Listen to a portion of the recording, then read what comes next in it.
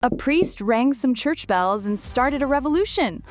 On September 16, 1810, Miguel Hidalgo y Costilla issued the Grito de Dolores, a passionate call for Mexico's independence from Spain.